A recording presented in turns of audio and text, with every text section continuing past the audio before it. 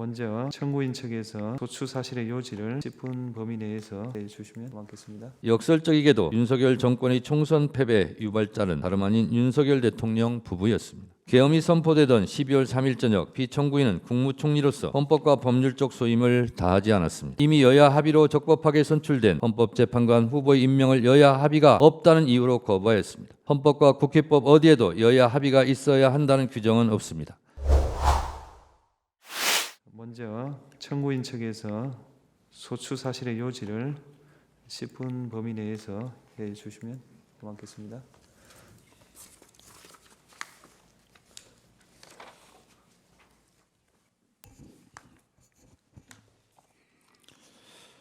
존경하는 헌법재판소 재판관님, 국회 소추위원, 국회 법제사법위원장 정청래입니다. 본 사건의 신속한 심리를 위해 수고를 아끼지 않은 헌법재판관님들의 노고에 경의를 표합니다. 우리나라 국무총리의 지위는 다른 법제와 비교하여 국회의 동의를 얻어 대통령이 임명하는 독특한 구조로 이루어져 있습니다. 이렇게 국무총리라는 지위는 대통령이 직접 임명하는 특성으로 인해 직접 선출되는 대통령이나 국회의원 등 선출직 공무원에 비해 민주적 정당성의 토대는 약한 면이 존재하고, 또 한편으로는 국회의 동의를 얻어 최종 임명하도록 되어 있는 특성으로 인해 다른 임명직 공무원에 비하여는 간접적으로나마 민주적 정당성이 보강되어 있습니다. 그러므로 국무총리라는 지위에 대하여는 보통의 임명직 공무원이 갖는 헌법수호 의무보다 더 강한 주의 의무가 부과되어 있다고 할 것입니다.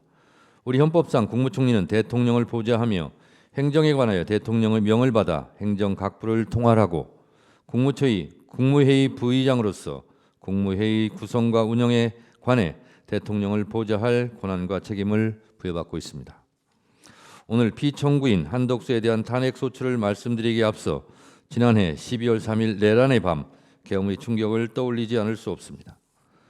군 통수권자인 대통령이 무장한 군인과 경찰을 앞세워 국회의원을 비롯한 정치인과 법관들을 체포, 감금하고 국회를 침탈하고자 하였고, 헌법기관인 선거관리위원회를 군을 동원하여 사실상 장악하고자 하였습니다. 더욱 충격적인 사실은 윤석열 대통령이 국민의 직접 선거에 의해 만들어진 국회에서 의결된 탄핵소추안, 정부 예산 삭감 등 대통령에 대한 국회의 헌법상의 견제권을 행사한 삼권 분립의 헌법 정신에 따른 국회의 권한 행사에 대하여 내란을 획책하는 반국가 행위라 규정하고, 나아가 국회를 범죄자 집단의 소굴이며 자유민주주의 체제를 붕괴시키는 파렴치한 종북 반국가 세력으로 낙인 찍으면서 국회를 일거에 척결하기 위하여 비상계엄을 선포한 것이라고 주장하였다는 점입니다. 지난해 2024년 4월에 치러진 제22대 국회의원 선거는 윤석열 정권에 대한 중간평가의 성격을 띈 것이었습니다. 윤석열 정부가 들어선 후 제기되었던 검찰 독재에 대한 야당 탄압 정적 죽이기, 의대 정원 갈등, 부산 엑스포 유치의 실패, 과학기술 R&D 예산 삭감, 대파값 파동 등 윤석열 정권의 실정이 총선의 민심을 가를 이슈로 등장했고, 그중에서도 도이치모터스 주가 조작 혐의, 명품백 수수 등 김건희 여사 관련 의혹, 최상병 사건의 수사를 대통령 경로 때문에 강제로 무마시키려 했다는 의혹 등 대통령 및 영부인과 관련된 이슈가 총선 기간 내내 주목을 받았습니다. 역설적이게도 윤석열 정권의 총선 패배 유발자는 다름 아닌 윤석열 대통령 부부였습니다. 지난 총선은 민주화 이후 집권 여당 최악의 참패였고, 이는 윤석열 정권에 대한 견제의 역할을 야당에게 부여하고자 했던 국민들의 냉정한 심판의 결과였습니다. 윤석열 대통령의 비상계엄은 국민의 선택으로 만들어진 헌정질서를 군경을 동원해 일거에 무너뜨리고자 했던 총선 민의에 대한 배반이라 아니할 수 없습니다. 제22대 국회가 들어선 이후 국회는 김건희 특검법, 최상병 특검법을 수차례 의결하였는데, 그때마다 윤석열 대통령은 거부권을 행사하였습니다. 위 두 건의 특검법은 대통령 및 그 가족과 직접 관련된 사안을 수사 대상으로 하고 있는 것이어서 대통령의 거부권 행사는 이해충돌 방지 차원에서 제한되어야 하며, 반복적인 거부권 행사는 헌법상 권한을 남용하는 것입니다. 그런데 피청구인은 이를 만류하기는커녕 그때마다 국무회의를 통해 제2 요구권을 의결하여 이해충돌 방지의 외관을 만들어내는 데 일조함으로써 대통령의 법률안 거부권 남용 행위를 조장하고 방치하였습니다. 계엄이 선포되던 12월 3일 저녁 피청구인은 국무총리로서 헌법과 법률적 소임을 다하지 않았습니다. 계엄법 제2조 5항은 대통령이 계엄을 선포하거나 변경하고자 할 때에는 국무회의 심의를 거쳐야 한다고 되어 있고 제6항에는 국방부 장관 또는 행정안전부 장관은 국무총리를 거쳐 대통령에게 계엄의 선포를 건의할 수 있다고 되어 있습니다. 피청구인은 스스로 증언하고 있듯이 국무회의는 사실상 없었고 간담회 수준의 흠결 많은 국무회의를 수수방관한 책임이 큽니다. 피청구인은 비상계엄이 위헌위법적 내란 행위임을 누구보다 잘 알고 있으면서도 반대 의견을 피력하였다는 것 외에 특별한 대응을 했다는 것이 알려져 있지 않고 내란 행위가 전개되는 엄중한 상황을 그저 멀뚱멀뚱 지켜보기만 했다는 의혹으로 보자면 내란 행위를 사실상 묵인 방조하였습니다. 이러한 관점에서 피청구인에 대하여 형사 책임은 변론으로 하고 그 정치적, 헌법적 책임을 엄중하게 물어야 할 것입니다.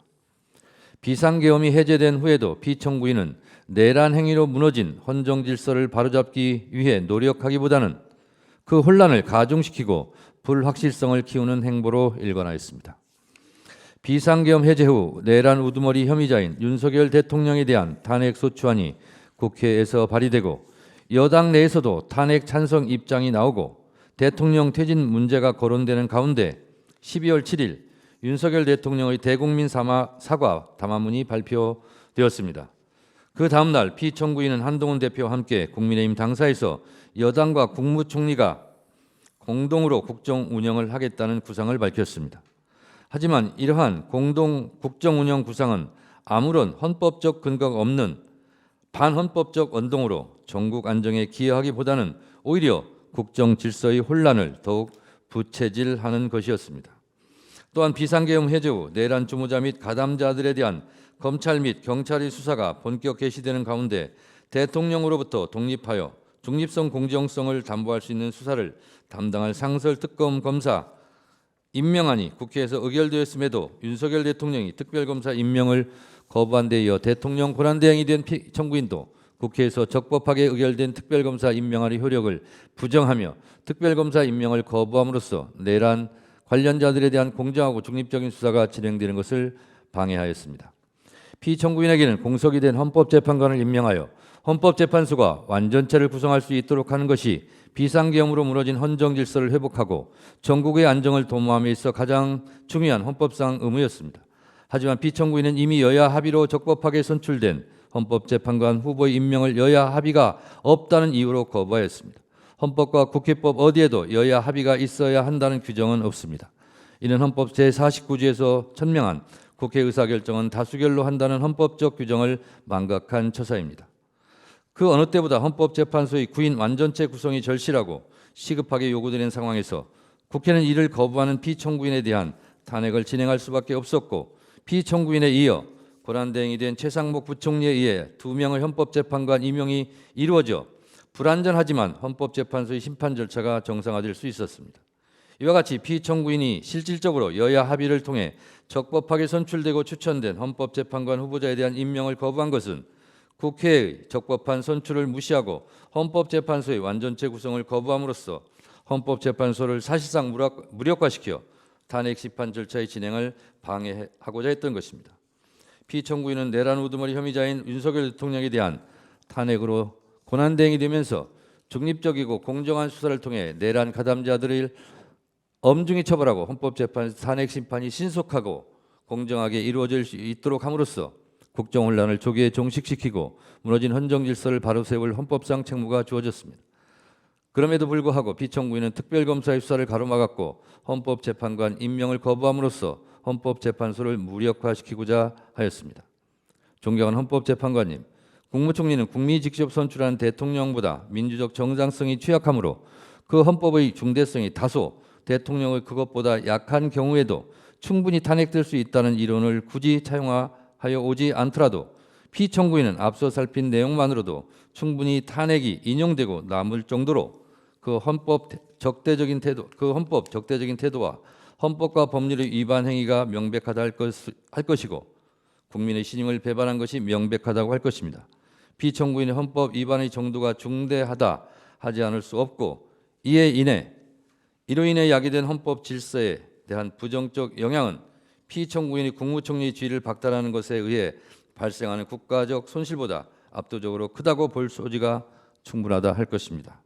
이러한 점을 깊이 고려하시어 존경하는 헌법재판관님들께서는 대한민국의 법치주의를 회복하고 헌법 질서를 수호하기 위해 피청구인을 파면하여 주실 것을 간청드립니다. 감사합니다.